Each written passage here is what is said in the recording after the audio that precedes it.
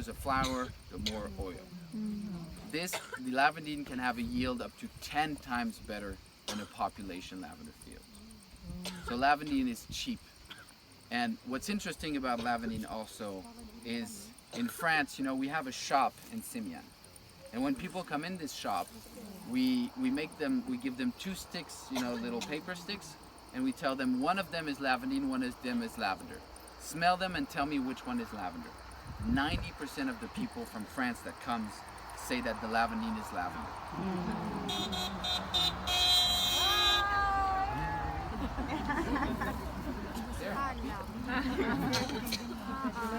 Do you know why? Why 90% get it wrong? Because they're so used to lavender. Because anytime you go in a store in France and you buy soap, dishwasher, anything you want that says lavender on it, it's lavandin. Because it's a much cheaper oil. So industrials can say lavender and they can put lavandin in it. It's not a bad thing in a way because it's still growing in a field. I rather have soap with something growing in a field than something chemical, personally.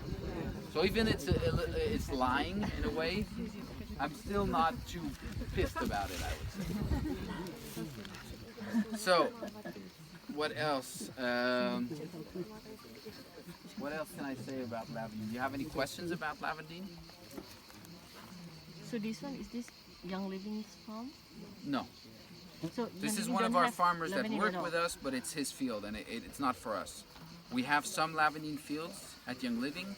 We use lavandin in purification and blends like this. But lavandin, we have, it's not an oil you'll ever find in a single oil because it's still a cloned and a hybrid. So it's not what we like. It's not a bad oil, but it's not what we like the most.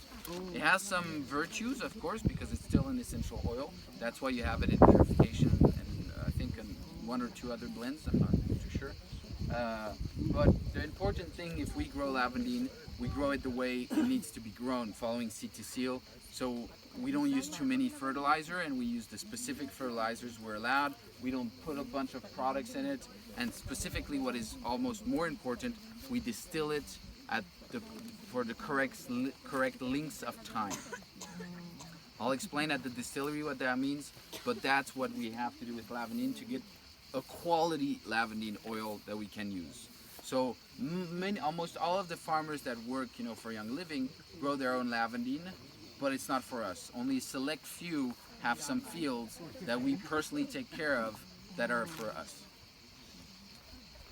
Any other questions? The spiked lavender, the Latin name for the spiked lavender is also Lavandula latifolia. Latifa.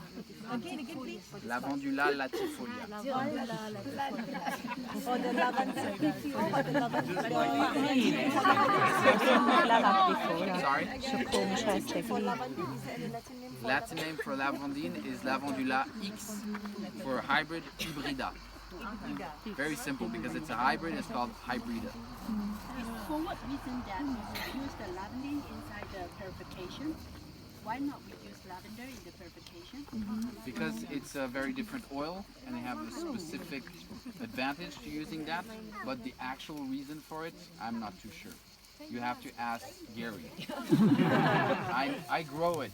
I know how to grow it, but the use of an oil, I don't know. It's not my knowledge. Is spiked lavender and spiked nut the same? Is what? Spiked nut. spikenard? A spikenard. Another type of plant. I don't know what spikenard is. Maybe in French I know the name, but in English. But it's a lavender. It looks like a lavender. When we're at the castle tomorrow, in the castle garden, there is some spike lavender, and we didn't do the garden. Somebody else did it in the village, and they had the really good idea of showing all the different types of lavender. So they came in and they planted population lavender and spike lavender and white lavender, all kinds of different variety. And they put little signs up. Well, 2 years later, you have lavandin bushes that took over the whole thing because they planted it next to each other.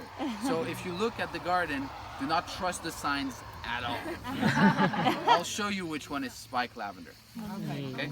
But spike lavender will be the one that always has 2 arms. So today, we actually have a very important job. we're going to cut some wild lavender. This is important because we need to distill that wild lavender together to see the oil come out. And so maybe if you are actually cutting well enough, maybe you get to take a little bit back home. But you need to cut some in order to do that. If you come back to me saying, I cut some wild lavender, I'm going to be, oh good, well you can take it home like that. All right? So a couple rules on how it's going to be done. We are right here on one of my farmers' fields, even though it's not for us. We're allowed, to walk around, take pictures, but it's not our field. So please do not cut lavandin or anything like that.